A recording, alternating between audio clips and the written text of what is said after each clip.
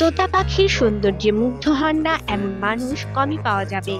লাল ঝুঁটি ও লম্বা লেজের বর্ণিল তোতা পাখি যখন মানুষের স্বর অনুকরণ করে কথা বলে, তখন যেন মনে হয় এক রূপকথা।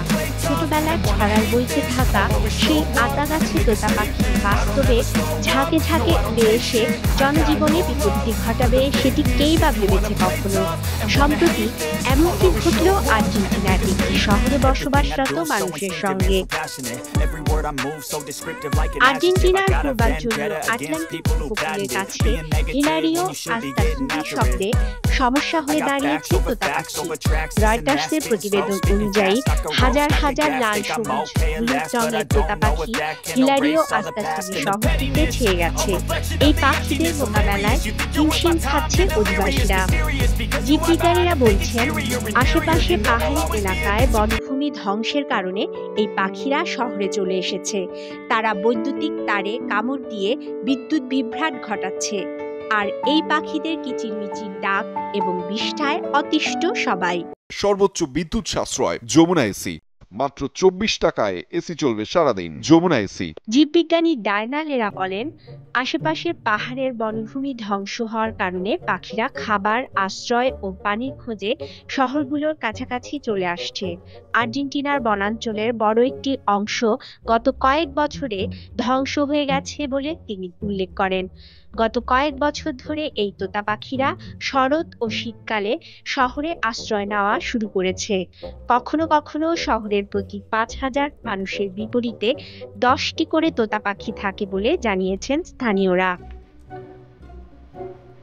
গ্রীষ্মকালে এই পাখিরা প্রজনন মৌসুমের জন্য দক্ষিণের প্যাটাগোনিয়ার পাহাড়ে চলে যায়।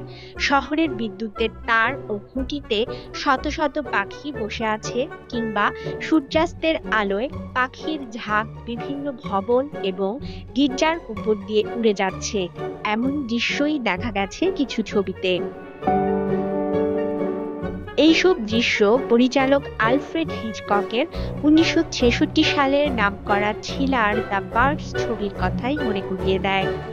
রেডিও ট্যাক্সি এফএম এর স্থানীয় সাংবাদিক র্যামন আলভারেজ বলেন, তারা তারে কামড় দিয়ে সেটি ক্ষতিগ্রস্ত করে।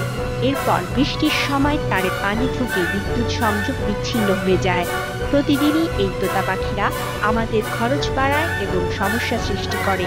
বিদ্যুৎ চলে গেলে রেডিও বন্ধ হয়ে যায়। শহরবাসীরা এই পাখিদের ভয় দেখিয়ে তাড়িয়ে দিতে নানা পদ্ধতি কাজে লাগানোর চেষ্টা করেছে, যেমন শব্দ কিংবা লেজার লাইট, কিন্তু কোনোটিই কাজে আসেনি। জীববিজ্ঞানী লেরা আরও বলেন, আমাদের প্রাকৃতিক পরিবেশ ফিরিয়ে আনার কাজ শুরু করা প্রয়োজন। তবে যতক্ষণ টানা হচ্ছে ততক্ষণ পর্যন্ত আমাদের এমন কৌশলের কথা ভাবতে হবে যা আমাদের শহরে এই পাখিদের সঙ্গে একসঙ্গে মানিয়ে নিয়ে বাস করার পথ সুগম করবে। সামিয়া সিদ্দিকী, ইত্তেফাক।